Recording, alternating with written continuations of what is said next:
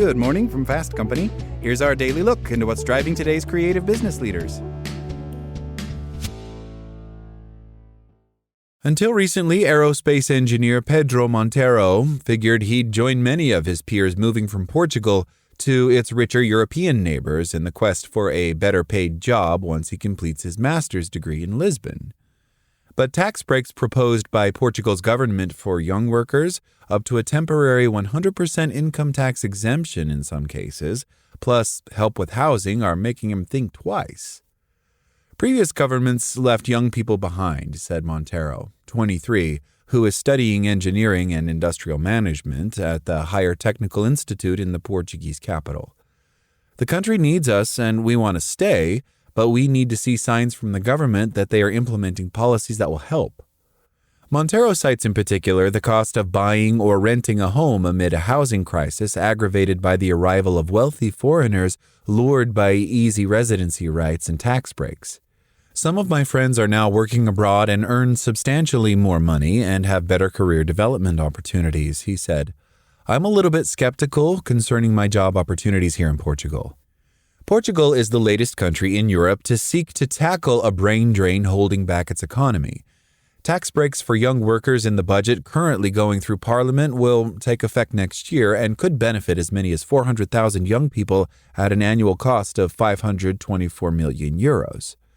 Talent flight to wealthier countries of the north is a problem Portugal shares with several others in southern and central Europe, as workers take advantage of freedom of movement rules within the trade bloc. Countries including Italy have tried other schemes to counter the flight with mixed results. By exacerbating regional labor shortages and depriving poorer countries of tax revenues, it is yet another hurdle for the EU as it tries to improve its ebbing economic growth while addressing population decline and lagging labor productivity. Donald Trump's victory in the U.S. elections this month raises the stakes, with the risk of across-the-board trade tariffs on European exports of at least 10%, a move that economists say could turn Europe's anemic growth into outright recession. About 2.3 million people born in Portugal, or 23% of its population, currently live abroad, according to Portugal's Emigration Observatory. That includes 850,000 Portuguese nationals aged 15 to 39, or about 30% of young Portuguese and 12.6% of its working-age population. More concerning still is about 40% of 50,000 people who graduate from universities or technical colleges emigrate each year, according to a study by Business Roundtable Portugal and Deloitte, based on official statistics, costing Portugal billions of euros in lost income tax revenue and social security contributions. Demographic hell. This is not a country for young people, said Pedro Gingeira do Nascimento, executive director of Business Roundtable Portugal, which represents 43 of the largest companies in the nation of 10 million people. Portugal is experiencing a true demographic hell because the country is unable to create conditions to retain and attract young talent. Internal migration within the EU is partly driven by the disparity in wages between its member states. Some economic migrants also say they are looking for better benefits, such as pensions and health care and less rigid hierarchical structures that give more responsibility to those in junior roles. Concerns are mounting over the long-term viability of Europe's economic model with its rapidly aging population and failure to win substantial shares of high-growth markets of the future, from tech to renewable energy. Presenting a raft of reform proposals aiming at boosting local innovation and investment, former European Central Bank chief Mario Draghi said in September the region faced a slow agony of decline if it did not compete more effectively. Esther Sovek, 45 years old, and her husband are moving from Hungary to Austria, where workers earn an average €40.9 or $43.22 per hour compared to €12.8 per hour in Hungary, the largest wage gap between neighboring countries in the EU. The number of Hungarians living in Austria increased to 107,264 by the beginning of 2024, from just 14,151 when Hungary joined the EU. Sovek's husband, who works in construction, was offered a job in Austria, while she has worked in media and accounting at various multinationals. She cited better pay, pensions, work conditions, and health care as motives for moving. She also mentioned her concern over the political situation in Hungary, which she fears might join Britain in leaving the EU. There was a change of regime here in 1989, and 30 years later, we are still waiting for the miracle that will see us catch up with Austria, Sovek said of the revolution over 3 decades ago that ended communist rule in Hungary. Since Brexit, the Netherlands has replaced Britain as a preferred destination for Portuguese talent, while Germany and Scandinavian countries are also popular. Many Europeans still head to the United States in search of better jobs. About 4.7 million were living there in 2022, according to the Washington-based Migration Policy Institute, which notes nonetheless a long-term decline since the 1960s.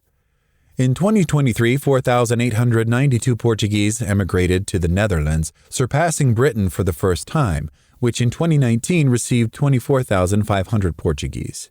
At home, they face the 8th highest tax burden in the Organization for Economic Cooperation and Development, or OECD, even as house prices rose 186% and rents by 94% since 2015, according to property specialists Confidencial Imobiliario. A single person in Portugal without children earned an average of €16,943 after tax in 2023, compared to €45,429 in the Netherlands, according to Eurostat. Portugal will offer under 35s earning up to €28,000 a year a 100% tax exemption during their first year of work, gradually reducing the benefit to a 25% reduction between the 8th and 10th years. Young people would also be exempted from transaction taxes and stamp duty when buying their first home, as well as access to loans guaranteed by the state and rent subsidies. We are designing a solid package that tries to solve the main reasons why the young leave, Cabinet Minister Antonio Leitão Amaro said in an interview with Reuters. Things won't change. Leitão Amaro said he did not know for sure if the tax breaks would work, but that his government, which came into office in April, had to try something new. If we don't act ambitiously, things won't change and Portugal will continue down this path, he said. The Italian government has already found that tax breaks used as incentives are costly and open to fraud.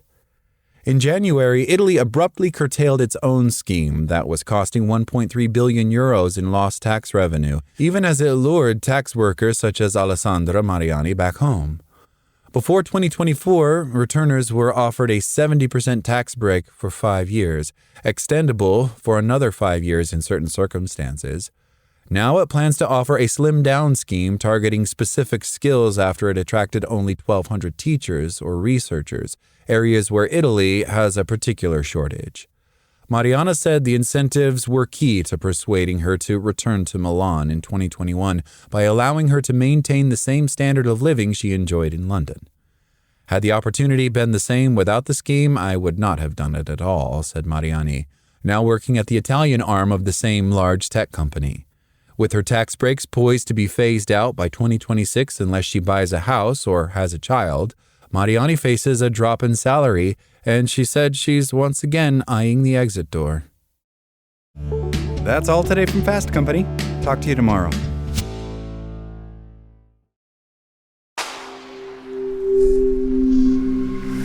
Spoken Layer.